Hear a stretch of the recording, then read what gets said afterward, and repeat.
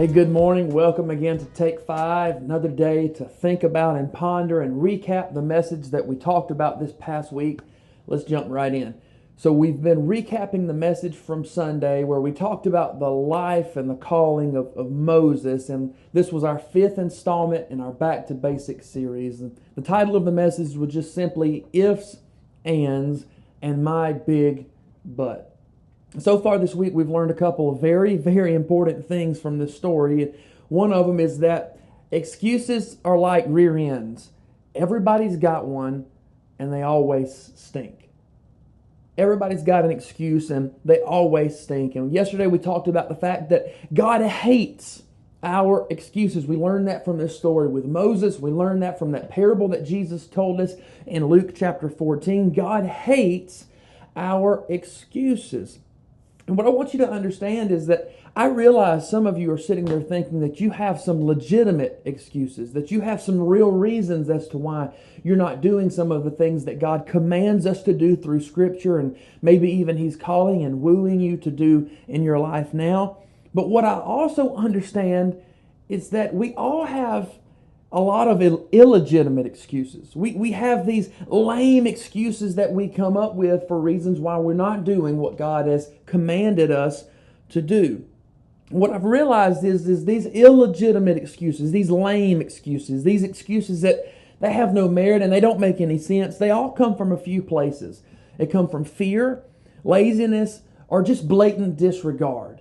If you find that you have an illegitimate excuse, a lame excuse in your life that you're giving God, it comes from fear, laziness, or just disregard. And the truth is that there are some of us that God has been calling and commanding, and we've been learning things through His Word that we know we're supposed to do.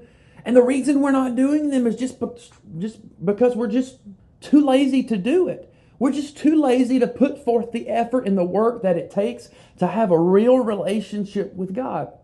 And listen, I understand having a relationship with God, following God is not a cakewalk. It's not an easy thing to do. It requires effort. It requires work.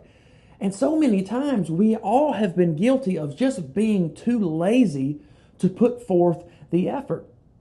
So instead of doing the work, putting forth the effort, we come up with these illegitimate, lame excuses that we give God for why we're not doing certain things. And sometimes these illegitimate excuses come from a place of fear. In our story there with Moses that we have been reading this week, Moses certainly was dealing with a lot of fear, and rightfully so. He was a murderer that had been running from justice for 40 years. So if he goes back to the place where he committed the murder, there's a great possibility he could be convicted and maybe killed of this murder. He's afraid that if he goes back, the people that God has called him to deliver from the hands of Pharaoh, that they might not follow him, that they might not believe him, that they might not trust him. I mean, there's a lot of fear going on in Moses' life. And so we find out that Moses just keeps throwing all of these excuses back to God. And a lot of them came from a place of fear.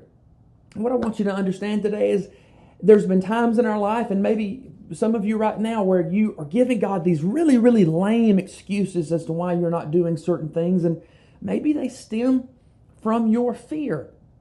I want you to understand, even if they stem from a place of fear, God still hates your and my excuses. And then the last place that I realized that these lame, illegitimate excuses come from is just blatant disregard. You know, there's a part of us, there's a thing inside of us that sometimes we just really don't want the things of God. We just really don't want to do the things of God. There's that flesh in us, that part of us that hates God, really. And sometimes we know there's certain things we should be doing. We know there's certain things that we should stop doing, right? Sin or whatever. And we make these lame, illegitimate excuses to God of why we're not doing those things.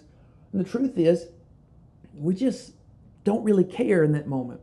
You know, we've all been there. There have been seasons of our life maybe where there was this large amount of disregard for God and the things of God. And a lot of times these illegitimate, lame excuses will come from a place of disregard.